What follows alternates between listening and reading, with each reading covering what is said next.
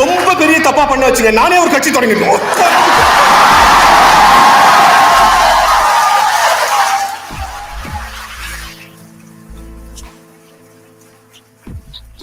இதான் எனக்கு ஃபார்முலா. ஏன்னா செயலை வச்சு, முதுமை செயல் இளமை செயலை வச்சு ஒரு விஷயத்தை தீர்மானிக்கிற கான்செப்ட் இப்ப கெட்டு போச்சு. எப்படி தெரியுமா? தொழிலாளி யாரு, தொழிலதிபர் யாரு? ஒரு நிறுவனத்தை வச்சு குழப்பு நடத்தினா அவன் தொழிலாளி, நிறுவனத்தையே நடத்தினா அவன் தொழிலதிபர். அதான் பழைய காலத்து கான்செப்ட். இப்போ வாங்கின கடனை ஒழுங்கா சேர்த்தா அவன் தொழிலாளி, எல்லாத்தையும் தூக்கி போட்டா அவன் தொழிலதிபர்.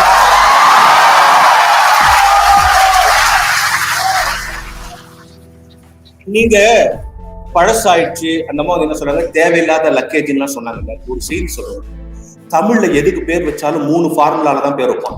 ஸ்தூலத்துக்கு பேர் வைப்பான், சூட்சமமா பேர் வைப்பான், அதிசூட்சமா பேர் வைப்பான். ஸ்தூலத்துக்குன்னா பார்த்தவொடனே தெரியும் இதுக்கு ஏன் இந்த பேர் வச்சிருக்காங்க. சூட்சமம்னா கொஞ்சம் யோசித்தா தான் தெரியும் இதுக்கு ஏன்டா இந்த பேர் வச்சிருக்காங்க. அதிசூட்சமம்னா ரொம்ப யோசித்தா தான் தெரியும். ஸ்தூலத்துக்கு பேர் வச்ச உதாரணம் ஒண்ணு சொல்லுவா, பச்சை மிளகா. அதுக்கு ஏன் பச்சை மிளகா வச்சுக்கிறான்? பச்சையா இருக்குது அதனால பச்சை மிளகா. இது ஸ்தூலத்துக்கு வச்ச பேர். சூட்சமத்துக்கு வச்ச பேரு வெள்ளரிக்காயும் பச்சையா தான் இருக்குது, அதுக்கு ஏன் வெள்ளரிக்காய் பேர் வச்சுக்கிறான்? அரிஞ்ச பிறகு உள்ள வெள்ளையாகுது அதனால வெள்ளரிக்காய். இது சூட்சமமா வச்ச பேர். அதிசூட்சமமா வச்ச பேர் என்ன தெரியுமா? மாமரம். மாமரத்துக்கு ஏன் மாமரம் வச்சுக்கலாம்? மானா தமிழ்ல 40 அர்த்தம் இருக்கு, அதுல ஒரு அர்த்தம் அளவு. நீங்க எங்கெங்கெல்லாம் அளவை பத்தி பேசிக்கலாம் அங்கெல்லாம் மா வந்துடும். உனக்கு எவ்வளவு வருமானம், எனக்கு எவ்வளவு பெரிய அவமானம், உனக்கு என்ன கொடுத்தாங்க சன்மானம். எங்கெங்கெல்லாம் நீ அளவை பத்தி பேசுதோ அங்கெல்லாம் மா வந்துடும். சரி, அளவுக்காக வச்சிருக்கானா? இல்ல, மாமரத்தோட ஆலமரம் பெருசு, ஆலமரத்தோட அரசமரம் பெருசு. எதுக்குடா வச்சிருக்கானா? குறிப்பு எழுதுறான். ஏன் மாமரத்துக்கு மாமரம் பேர் வச்சிருக்காங்கன்னா, முதல்ல மான் கொழுந்து வரும், அதை சாப்பிட்டா ஒண்ணு இருக்காது. அப்புறம் மான் பிஞ்சு வரும், அதை சாப்பிட்டு ஓவர்க்கும். அப்புறம் மாங்காய் வரும், கொஞ்ச நாள் காத்திருந்தா மாங்காய் வரும், அது புளிக்கும்.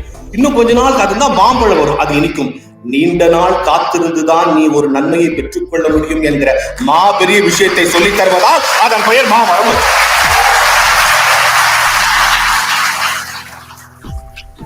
அப்போ பழமை என்பது நீண்ட நாளாக பெற்றுக் கொண்டிருக்கிற அனுபவங்களை கொண்டு வந்து உனக்குள் இறக்கும் போது உன்னால் சாதிக்க முடியும். ஒரு சம்பவம் சொல்றேன். கேரளால பாலச்சந்திரன் சொல்லிக்காடுன்னு ஒரு எழுத்தாளர் இருக்கார். சிதம்பரம் நினைவுகள்னு ஒரு புக் எழுதியிருக்காரு. அந்த புக்கில் அவர் ஒரு சம்பவம் எழுதுறாரு. அவர் இப்ப பெரிய வயசாயிட்டாரு. அவர் யங்கா இருக்கும்போது ஒரு கதை எழுதுறாரு.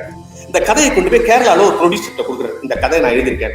அது ப்ரொடியூசர் பார்த்தா கதை ரொம்ப நல்லா இருக்கேன், நான் படமா எடுக்கிறேன், யார் யார் நடிக்கலாம்னா ஒரு பர்டிகுலர் கேரக்டரை சொல்லி அந்த ரைட் என்ன சொன்னா, இதில் நடிகர் திலகம் சிவாஜி கணேசன் நடிச்சா நல்லா இருக்கும். அப்ப சிவாஜி முதல் மரியாதை எல்லாம் படம் முடிஞ்சு வீட்டுல இருக்கிறவர். இந்த ப்ரொடியூசர் சொன்னார், எனக்கு தமிழ்நாட்டுல சிவாஜியை நல்லா தெரியும், அவரை வச்சு நான் 2-3 படம் படிக்க, வா போலான்ட்டு சிவாஜி வீட்டுக்கு வந்துட்டாங்க. வந்து சிவாஜி கிட்ட கதையை சொல்றாங்க, புதுசா ஒரு தம்பி கதை இருக்காரு பாருங்க.